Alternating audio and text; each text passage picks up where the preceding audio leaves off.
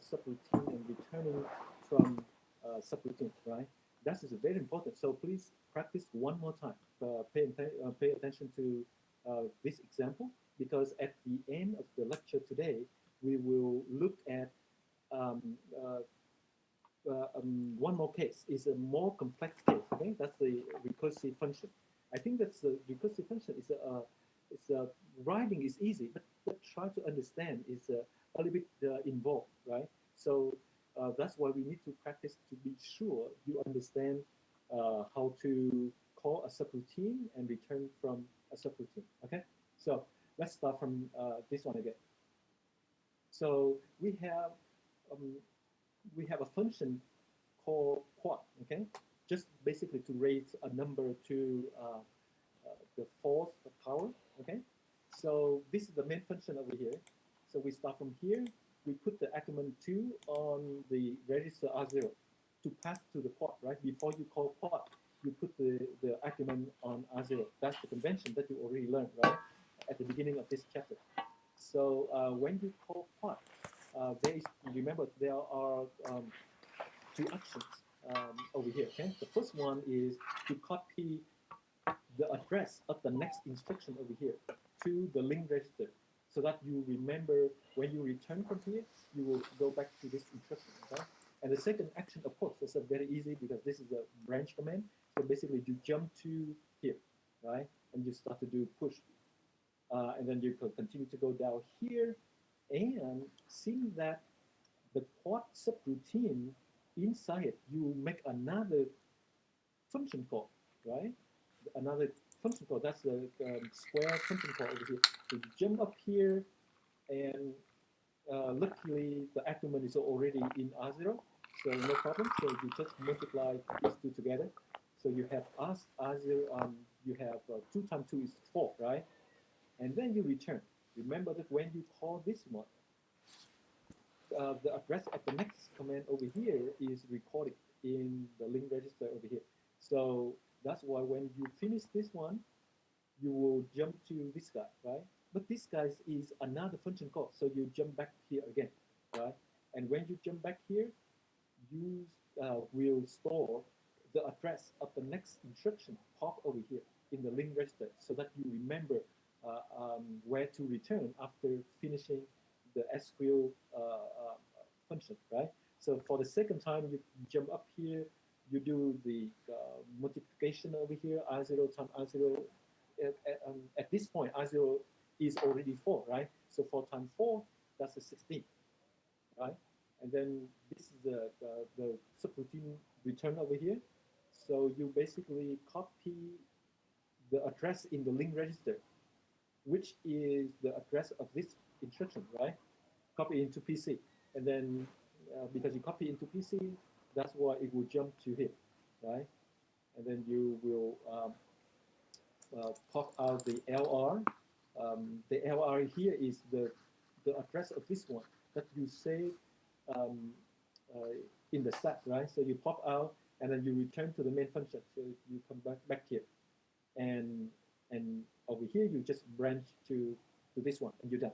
Okay, so that's the basically that's the flow for this program, right? So now I'd like you to look into much more detail into the processor, into the registers, and into the memory, okay? Into the stack, all these things, to see if you truly understand. Because we are about to look at a very complicated function call. Is that the recursive function, right? So that's why I would like you to master, to understand the mechanism over here clearly, okay? So let's look over here. Okay, so you have the stack pointer, right? Stack pointer is usually is used to indicate the top of the stack, right? The head of the stack, okay? So you push in or you pop out from that end. Okay, you have link register. Link registers is whatever you call a subroutine. The address of the next instruction will be saved in the link register for you to remember where to return. Okay, And the PC is, you already know, PC specifies the address of the next instruction that you will execute, right? Okay, so in this case, PC point to, basically we start from here, okay? We start from here, exactly what we already just reviewed, right? But now we look at the registers over here. We look at the instruction memory over here. Instruction memory store all the instruction over here, okay? And you also have the stack over here, okay? Okay, so let's look at that. So the PC, the address is, oh, okay, because the address is long, so I will not talk about this part, okay? So instead of saying 0x0a0000138, let me just say 138, okay?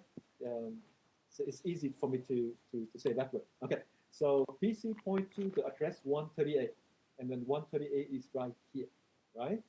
This is the instruction that the processor will execute next, okay? So now it points to here. So now let's do it. Let's execute this one, right? So what did you say? This one will we will try to assign argument 2 to register 0, because register 0 is the place where you want you to pass the argument to the subroutine. So you do that. So after this step, right, PC will point to the next one over here. Is that right? So PC will become 136. Okay, we have to do it in our head first before I move to the next slide to check to see if we did correctly. Okay, so I think that for you, please do the same thing too. I mean, try to exercise in your mind, in your head, and then if you and then you can compare from the result from the next slide. If it's correct, that's great. It means that you understand things, right? So if I move to the next slide, what will you see over here? Basically, after executing this command, right? So you will see number 2 over here. Is that right? No problem, right? Easy. And then PC will be 136 next time, right? Okay. So let me move to slide 30 to check. Okay. Wow. Aha. 2 here. Wonderful. That's exactly what we think it should be, right? And over here, 136. It will point to the next instruction over here, right? Okay. So now I am about to execute this instruction, and this instruction is basically a branch and link instruction. It is a subroutine call, right? Okay. So for a subroutine call, of course, there are 2 actions associated with this instruction. The first one is you will have to remember the instruction, the address of the next instruction. And the next instruction is this guy, right? And its address is 140. So when you execute this one, 140 will go to the link register, right? Do you agree with me? Okay. And then this pointer, the PC, will point to quad. So it will point to the next instruction will be here, okay? Because this is a branch command, right? So it branch to quad. So you can see this red arrow will point to here, and the link register will point to here, right? The link register has the address of 140. Okay, so let me click to the next slide, and please check to see if that's that is what you did. Okay, okay, 31. Let's see. See, you see, the link register store the address of the next instruction after the subroutine call, right? And then the PC actually point to here, because this is we jump from here to here. So this is the instruction that we will execute next. Let me stop for 5 seconds, because seems that William has a question. As odd as it sounds, I will currently have to use my laptop for the camera and my desktop for my headset. Okay. Yeah, kind of funny how that so is. Is that right? okay? Can you follow my lecture, William? Yeah, it's just what I mean is when we do the Zoom, I'll probably have to. Can you follow my lecture? Okay, William. Yeah, I am. Please respond. Yeah, I'm responding. Yeah. Yeah, I'm following it well enough. Oh, sorry.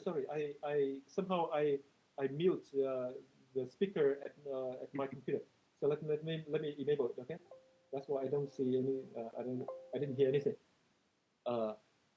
Okay, so William, yeah, now you can talk. Yeah, I was understanding. Thank you so much. Okay, I can hear you now. Okay, so let's continue to do this one, right? So you understand all these things, right? So let me see.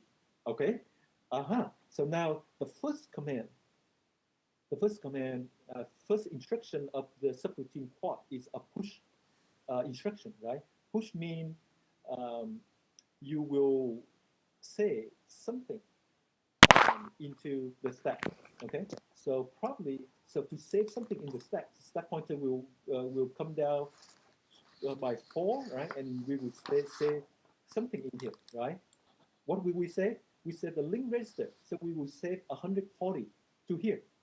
Okay, my question to all of you: why do we have to save link register? Link register has its own place over here, very safe over here, right? Why do we have to save the link register? Please let me know. Oh, actually, there is another question from Darren. You can solve these issue yourself. Don't need to disturb the lecture. Okay, no problem. Yeah, you can stop. Don't worry. If any of you have any problem, let me know. Don't worry. Okay. I just want all of you to get the to be able to listen to the lecture. So if you have any problem with the headphone, yeah, please let me know, right? So basically, no student are left. Are left behind. Okay, so just stop me. Don't worry. Okay. Okay. So let me move on. Okay. Let me see. Let me look at over here. Okay. So now we are executing this one, right? Because the PC point to this instruction. So this is the instruction that we will execute next, right? So we push LR. So do you agree with me that 140 will go to here, right? Because at the beginning, the SP has the address of 200, right? 200 over here. So subtract by 4. So that's a 1 FC. So you will store something over here, and that's exactly 140. Okay, I remember what I asked you. So why do we have to push the LR over here? Anybody? Why do we have to save LR into the stack over here? LRs, it's saved over here. Is that right? Question. Multiple choice question for the exam. Please answer. Let's see if you understand me. Anybody? Why do we have to save the link register to the stack? See the push over here, right? Push LR means saving the LR to the stack over here. Okay, I'm waiting for some response over here. It seems that 2 students are typing something. So let me wait for that. So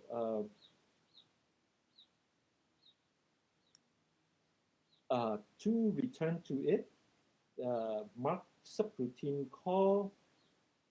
Yeah, you have you are on the right track, I think, right? Anybody?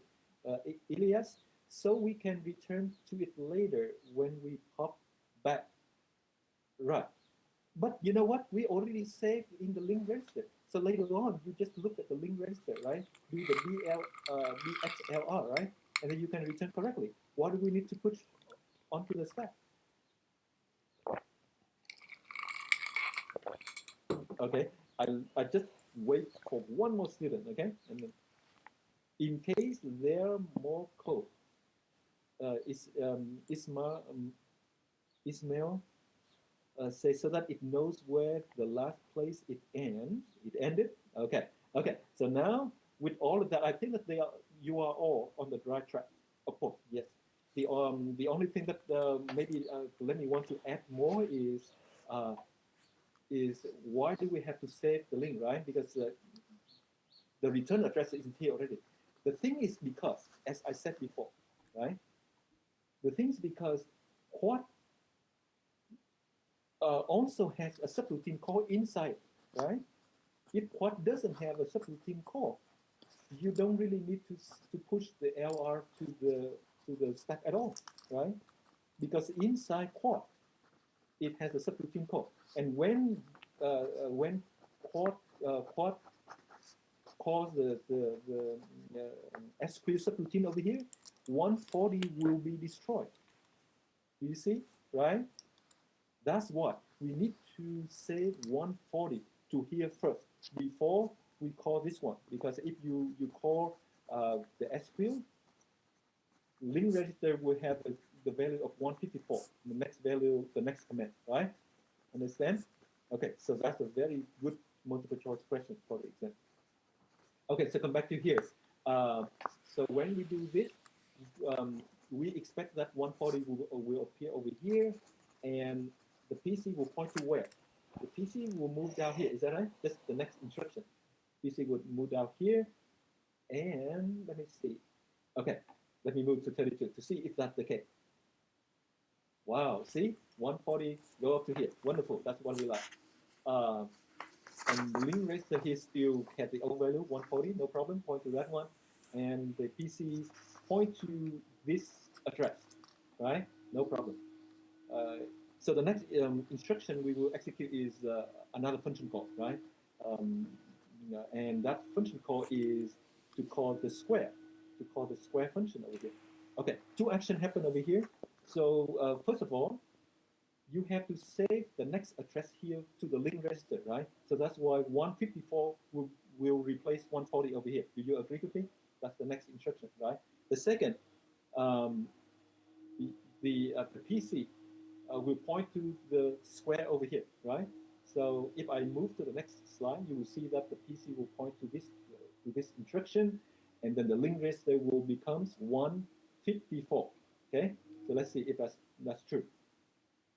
Wow, that's correct, right? 154 over here, and because you jump to SQL, so the next instruction you will execute will be right here, right? Okay, so now for this one, you just multiply, you just square whatever in R0, right?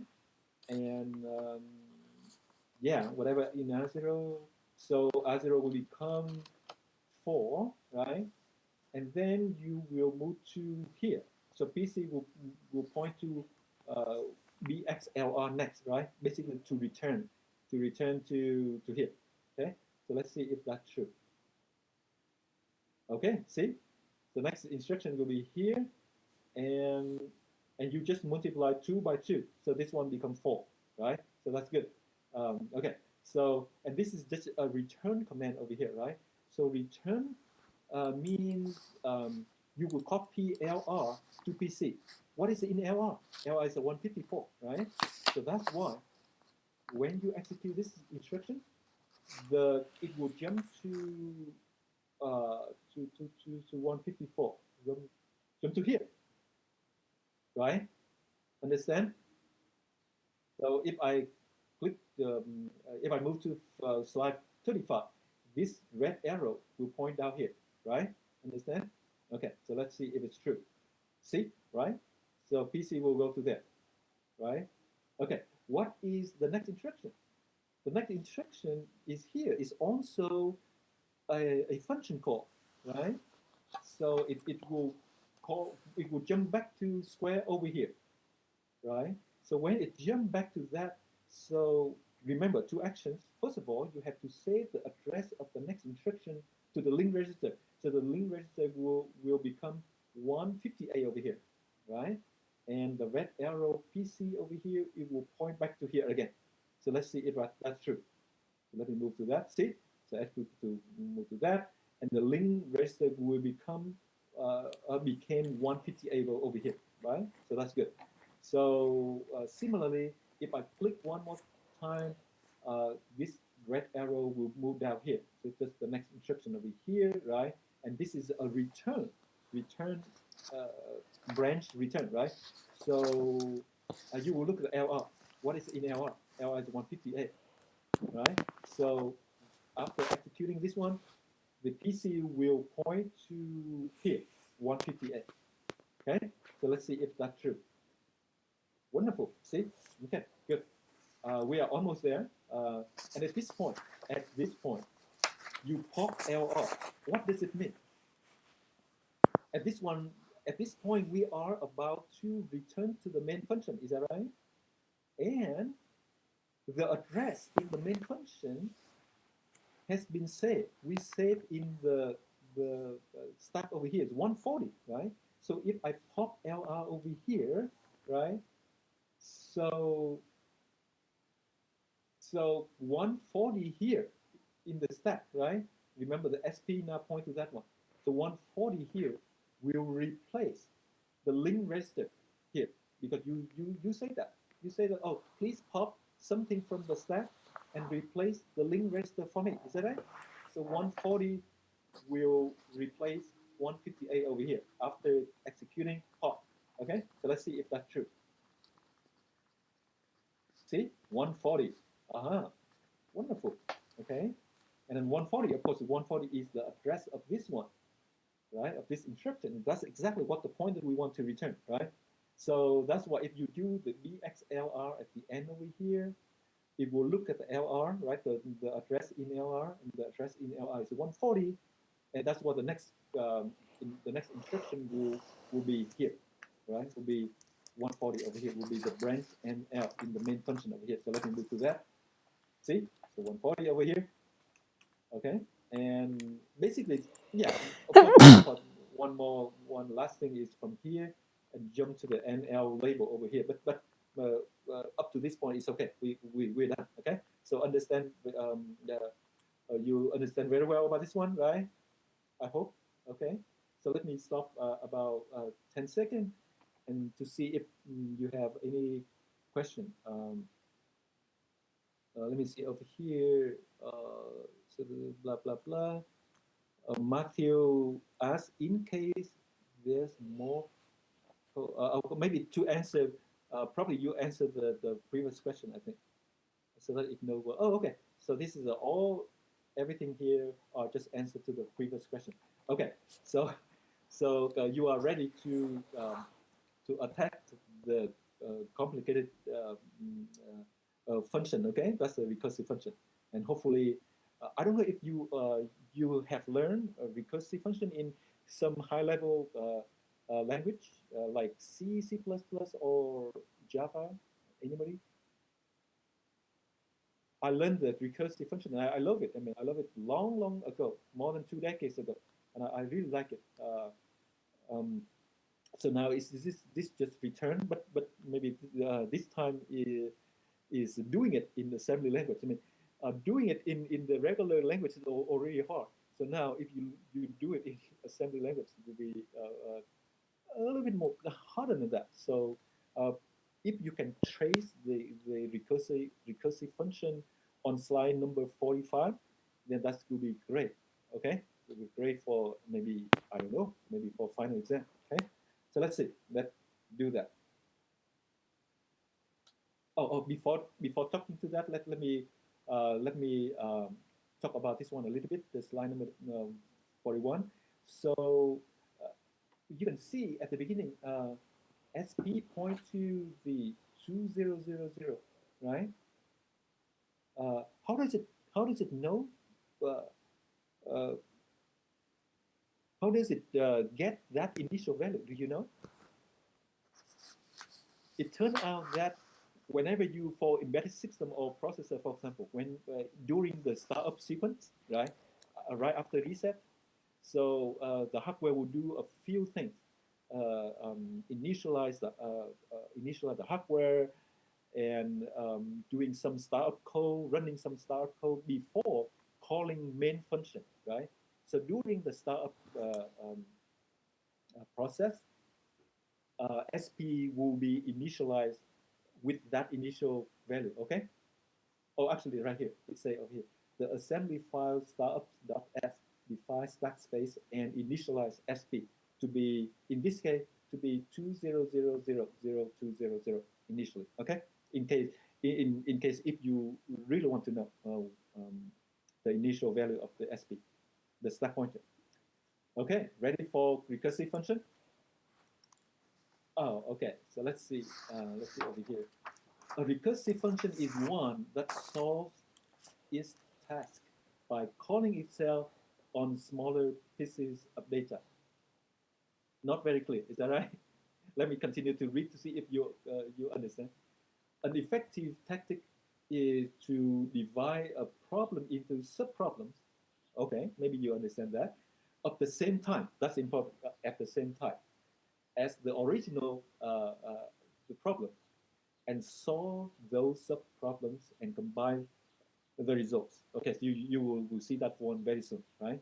So when we do the subroutine, I mean the recursive function, you will see that it actually repeatedly push the link register to the stack.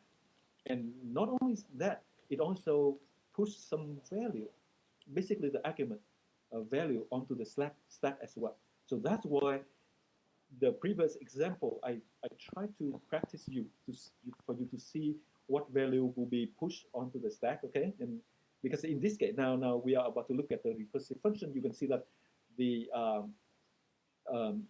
these two things, I mean, LR and then the argument will be repeatedly pushed into the stack, okay? So before moving to slide number 43, let me come back to, let me see, there is a better slide that I'd like you to review before jumping to slide 43. Let me see. Yeah, this is a good slide. Yeah, do you remember this guy? Right, remember this one? So the main function over here called the full subroutine, right? And because full will call bar, so that's why I had to save the LR at this point. Because if I don't save it, when you call this one, right, the address of the next instruction in full will replace the LR. We destroy the old LR over here. Okay. So I assume that bar also call another subroutine over here. Okay. So you can see that when the main function call full over here, it will execute full down to this point. Is that right? And full is not done yet. Is that right? Full is not done yet. Full is done down here, right? But when it gets to here, it will call another subroutine. Okay, so full is there. Full is still active, pending, right? But you jump to here. You jump to bar, and you start to execute bar over here. And if bar continue to call subroutine, it will jump right here, continue to jump, right? Right? So bar is also active, right? Waiting for the next subroutine to return. So assume that maybe bar call another subroutine over here, and when it returns to here, for example, and it continued to execute bar to the end, and then return to here, right? And then now full is active again.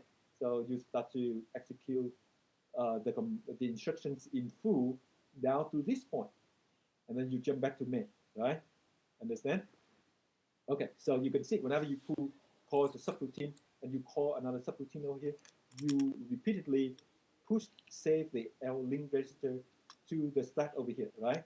So now for recursive function, okay, so assume that because your problem is the same problem, the same type of problem, so maybe you can reuse the code for assume that full is a recursive function, right? So the code in full is very similar, actually the same.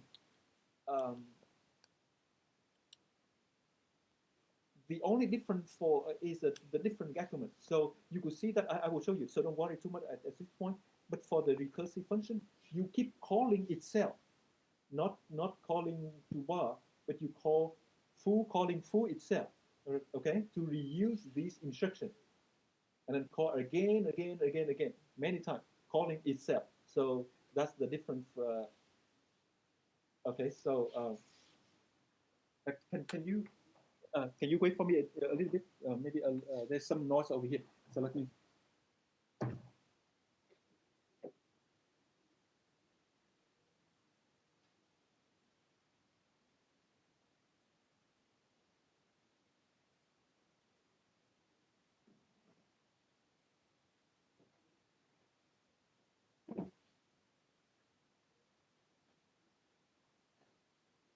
Got it. Let me return to the lecture. So, so for recursive function, just remember, you will call itself, okay? Call again and again, again, again. Okay, so just remember that concept, right? So, and that whenever you call itself, you will push the error into the stack, okay? Okay, so now with that, let's go to slide 43. Okay, okay. So this is a simple recursive function over here, right? So for example, you want to calculate factorial 4, and factorial 4 is nothing other than 4 times 3 times 2 times 1. Is that right? You can do that one directly. Of course, you just build a loop to loop to execute 4 times 3 times 2 times 1, right? But actually today we learn another way to do it instead of using the iteration, using the for loop, right? So so you can see that do you agree with me that factorial 4 is basically equal to 4 multiply factorial 3? Is that right? Right? Okay. So if you agree that, then you will see over here. So to calculate factorial 4, right? I will um, multiply 4, and then I call the function factorial 3, and function factorial 3 is exactly the same as factorial 4, right? Nothing, they are exactly the same, right? The only difference is the argument that I pass to the function. So over here is 4, over here is 3, right? So um, that's why when I call the subroutine factorial 4, I will multiply 4, and then I call a subroutine factorial 3, okay? But factorial 3 is actually uh, 3 times factorial 2, right? So I will call factorial again, right? And then similarly, I will call factorial 1 again, right? So you can see 3 pending subroutine call over here. So the first subroutine call is factorial 4, and then I'm not done yet. And then I call factorial 4 because I like to know the value of factorial 3 first before I can complete the factorial 4, right? But factorial 3, I don't know yet. So I have to call again. So this is a factorial 3. So you can see there are 3 pending function call over here, right? And I have to push, I have to remember these numbers, 4, 3, 2, and 1, right? I have to remember that. So basically they are on the stack. So each time I will push them on the stack. So when you call factorial 1, okay, you can stop now, right? Because you know factorial 1 is defined as 1, okay? So now you know the value of factorial 1. So now you can return. So this one return 1 over here. Wonderful. So if you have 1 over here, so 2 times 1 is 2. So then you can return from factorial 2 as well, because factorial 2 is actually 2. You return that 2 over here, right? And now you can compute factorial 3 because 2 times 3 is 6. Now you can return to this one. So this one becomes 6, right? And 6 times 4 is 24. So like that. You see the sequence? So first of all, we make the function called factorial 4. It's not done yet. You push 4 onto the stack and call factorial 3 again, right? And you call again until you hit at this one, and then you start to return back to factorial 2, and then you return back to factorial 3, and return back to factorial 4. Okay, that's the sequence. Okay, it's still not very easy to see, so that's why I like you to look at the C function first, because looking at the high level language is easier to understand, and then we will come back to the assembly program again on the next 2 slides. Okay, so don't worry. So let's look at C first. Okay, so this is C over here. So I tried to make it even simpler for you, so for you to understand the concept first. So you can see the main function is over here, right? And the factorial function is over here, right? So the main function will make a subroutine called factorial 3. Okay, so when you make this function factorial 3 over here, it will go to there, right? Right? Okay, jump to here. So what argument will you pass to the subroutine factorial? You pass number 3, is that right? So 3 will go to n over here, right? So let's see, when it goes to n, you will see the if-else statement over here, right? So first of all, n is not equal to 1, right? So it will not return 1, right? So it actually go to else. Is that right? Do you agree with me? Okay, so go to else over here. So 3 over here, so it will replace n over here with 3, right? So you can calculate that one, no problem. That's a number n, number 3, okay? However, in here, you call factorial again. See? Main call factorial and pass argument 3. But over here, this instruction, this statement actually call factorial 2. Is that right? It call exactly the same function, but the argument in this case is 2, right? So 2 will be passed up to here, right? And then you will go into the function again. So you will check, is 2 equal to 1? Of course not. Then you go to the else statement, right?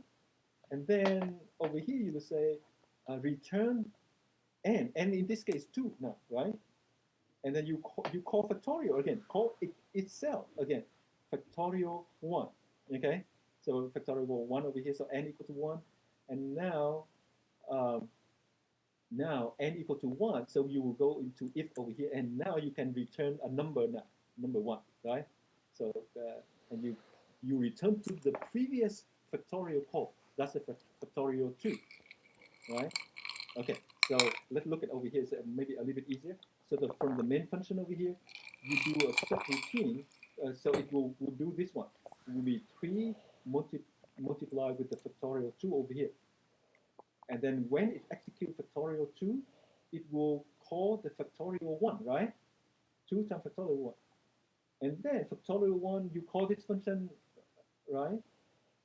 But luckily, when you hit factorial 1, usually in the recursive vocabulary, this is basically to specify the stop case, when you stop, instead of continue calling itself, right? So, of course, at some point you have to stop, and that's when n equal to 1 over here. So factorial 1, you call this function, and because n equal to 1, so it can return 1.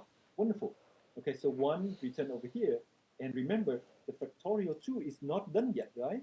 So when you return 2 over here, the remaining of factorial will be executed, and then it takes 2 times 3, so return 6, and 6 is returned to the main function over here. Okay, understand? Okay. Is it hard? Is it hard for you? So this is the very important, the way you write the recursive function is very simple, actually. If you know how to do it, then it's very simple. So to write the factorial function, first of all, you have to specify the stop case in this case, right? So when will you stop? When the argument equal to 1, right? So you just return 1, right? If not, then you will have an expression, you will have something multiplied with something, I don't know, but it will call itself with different argument over here.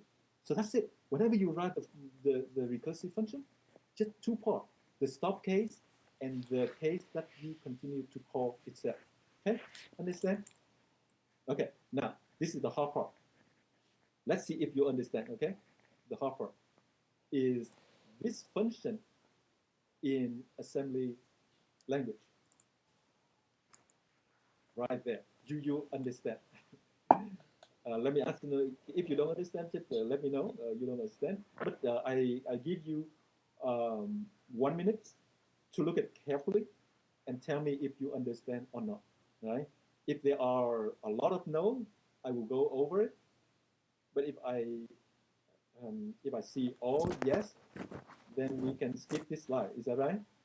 Okay, so please let me know. I'm waiting for a few minutes over here. Of course, you will need some time to understand the program, but please look at it and to see if you actually understand.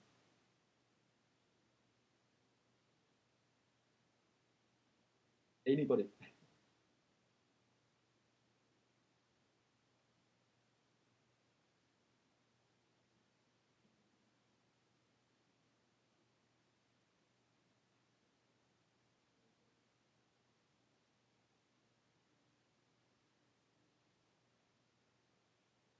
Anybody? Yeah, please respond. If it's hard to understand, yeah, please say so. I don't know why, but it looks like the code feels like it can create an infinite loop because the factorial keeps on making a subroutine on itself. Then afterwards, it does multiplication, but since it loops, it goes back to the factorial, so it goes back down lowest bit, then goes back to the loop, goes the lowest bit back. Yeah, right. You know what, William? Uh, um, I actually expect you to say no, and that's right. I mean, a bunch of no question over here. Sean said confusing. That's true. I mean, Matthew it said is no. confusing. Yeah. But yeah, Gerardo say no. Hayden no. Pablo no. Christian, I'm struggling with this a little bit. I might just be tired. No, actually, it's hard. Christian, yeah, it's hard. Mark, no, it's no. Wonderful. No. Do you like this, something like this, to be in the final exam?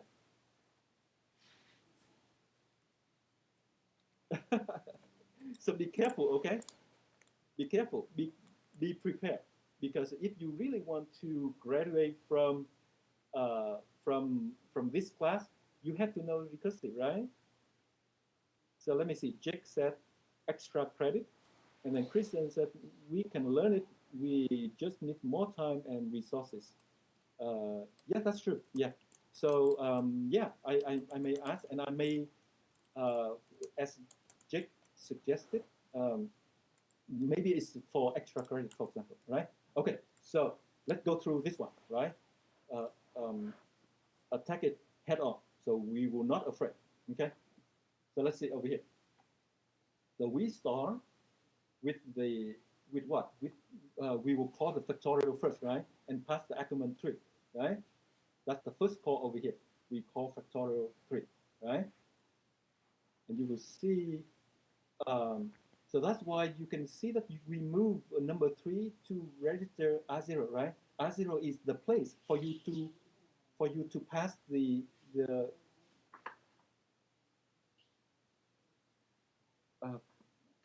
okay. Can you wait for me a little bit? Okay, so R0 is the place for you to pass the argument before you call a subroutine, right? Factorial, right? So this is expected, no problem. Nobody, I think everybody understands that. So 3 go to here. So, and then you make the function call over here, branch link factorial, right?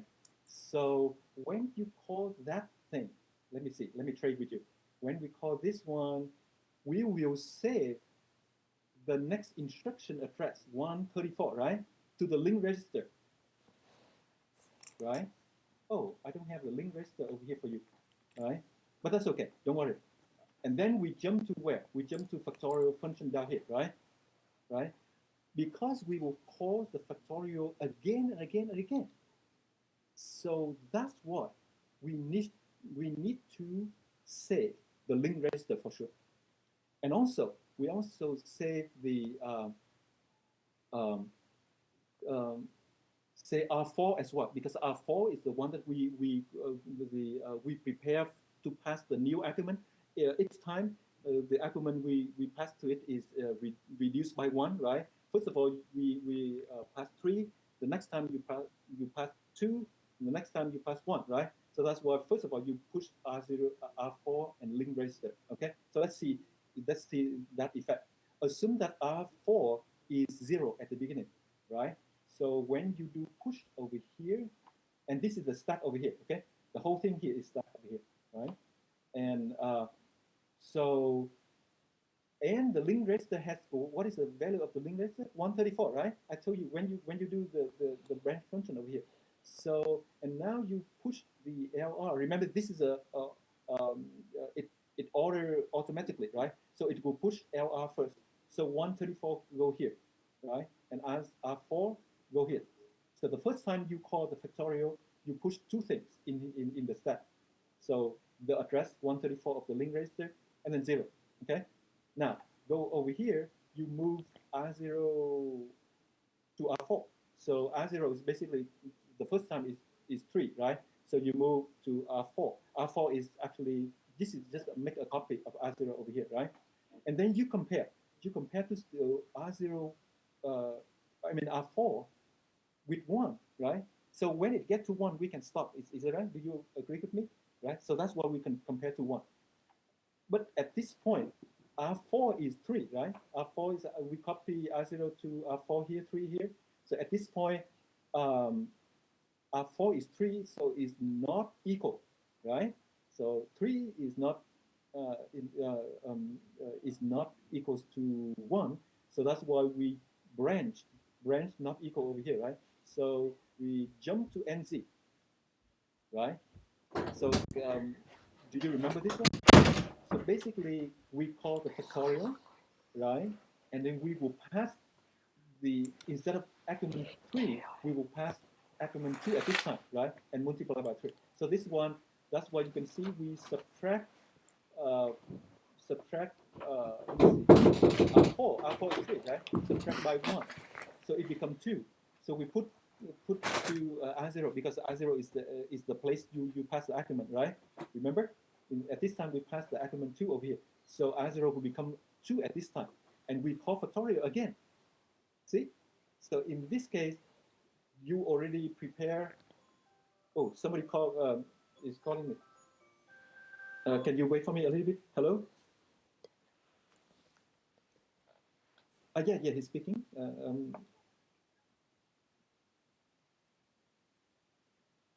So delay the appointment, is that right?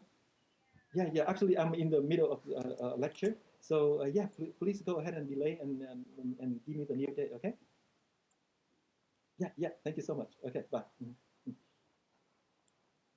Okay, sorry about it. Very, very sorry about it. Okay, so you will call 3 times, right? Factorial, reduce the argument, and then call again. Reduce the argument and call again. So this is exactly what it is. The flow is you go down here, go down to NT over here, jump to here, reduce the argument, and go to here and jump back to factorial, right? So whenever you jump back to factorial, you push the value, you save the value of link register and R4 again. So next time you come back to here, actually you save the next instruction. Remember, you call over here, right? So the next instruction is actually right here, right? And the address for the next instruction is 158. So that's why in this case, the second time you call it, it will push to 158 and 3 at this time. Remember, R4 is 3 now, right? Onto the stack over here, right? Similarly, and then you go down here after pushing it, you go down here and you compare, and it's still not equal to 1. So you jump down here and you reduce the argument, right? Reduce R4 by 1, put in the new argument 1 over here, and call it again. And when you call it again, you push the R4 and link register again. So you can see in this case, because I called the factorial again over here, it will save 158 again, right? Into the link register. And over here, you push the link register. So that's why you can see on the stack, you save the 158 again. But in this case, R4 now is 2. Okay? Understand? Okay. So, but at this point, if you really go down, and you will see that this is the last time you actually push onto the stack. Okay? Actually, after pushing this one, at that point, R4 is already 1. Okay? Okay? So when you compare, and this time we expect it to stop right here. Okay? So let's see, it stopped in time. So R4 is 1, you compare 1 with 1, so now it is equal. So now it's not, you will not jump to here anymore, but you continue to do here, right? Go to this instruction. Now, this is when you start to trigger the returning process, okay? Returning from factorial 1, factorial 2, back to factorial 3, right? And each time you return, it will multiply with, the first time it multiplied with 2, the next time multiply with 3, and then return to here. So this is exactly what it is. So first of all, you move 1 to R0, right? Because factorial 1 is 1, right? So remember, return value is also placed in register R0, right? So that's why you place 1 to register 0 over here, right? Then you do the pop over here, right? You pop out. What did you pop? You pop out the first time you pop out is 2 and 158, is that right? So R4 will get 2. And then PC will get 158, right? Because PC get 158, so the next instruction will be, we jump to here, 158 over here, see? So that's why after the pop over here, it will do the multiplication right there, right? So at that point, because you just pop out 2, so R4 equals 2, so 2 times R0 is 1, right? 2 times 1 equal to 2, and then you put back to R0 over here, right? And then what do? You have to continue to look back, right, to return. So after doing this, you do the loop, you come back to pop again, right? The next time you pop, what will you pop? You will pop 3 and 158, right? 3 go to R4, 158 go to PC, right?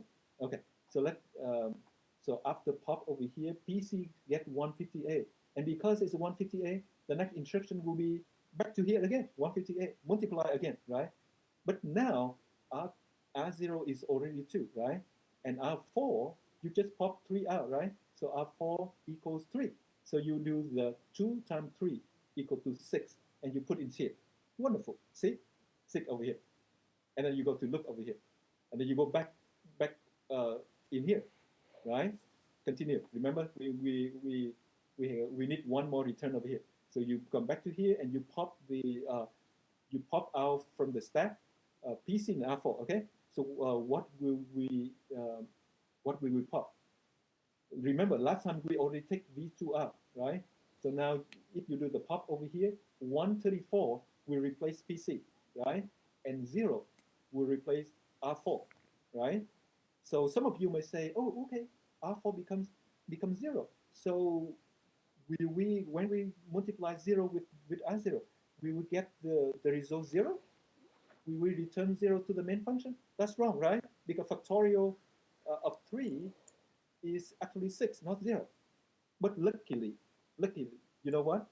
We pop out 0 to R4, but we don't use it. Why? Why don't we use it? Because PC at that point at that time is 134, not 158, okay? So 134. So the next instruction is not multiplication, 158, but the next instruction is 134, and 134 is actually here. We return back to the function over here, okay? So do you understand? That's the whole thing. Yeah, it's the first time it seemed to be hard, but if you please practice this one for me. So if you understand this one, you will be very good. Okay. So let me go to the very last slide before we do the test. Okay, the Zoom test. Okay. So recursive versus iteration. I have to tell you, for whatever you want, you can do with recursive. You can use for loop, while loop, whatever. You can use loop to do the same thing, right? But it may be more complicated. Okay, the way you use recursive function is actually very nice in terms of easy to understand. Looking at the code over here, you can see factorial is so easy to understand, right? Very, very nice. If n equals to 1, I will return 1. If not, I will return n multiplied with factorial n minus 1. So very easy, right? So if you use for loop, maybe it's harder to understand, I think. However, that's the plus side, right? What is the con? What is the pro? That pro is good, right? Recursive function resembles the problem more naturally. That's good. Recursive functions are easier to program and debug. Yeah, because you can see it's basically natural, right? However, recursive functions are slow. Recursive functions take more memory. Do you understand these two reasons? Let maybe yeah. Please answer my question. The first question first. Why uh, why are recursive functions slow?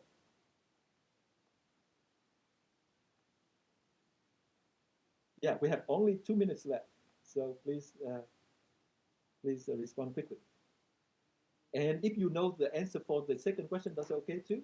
So uh, why does recursive function take more memory?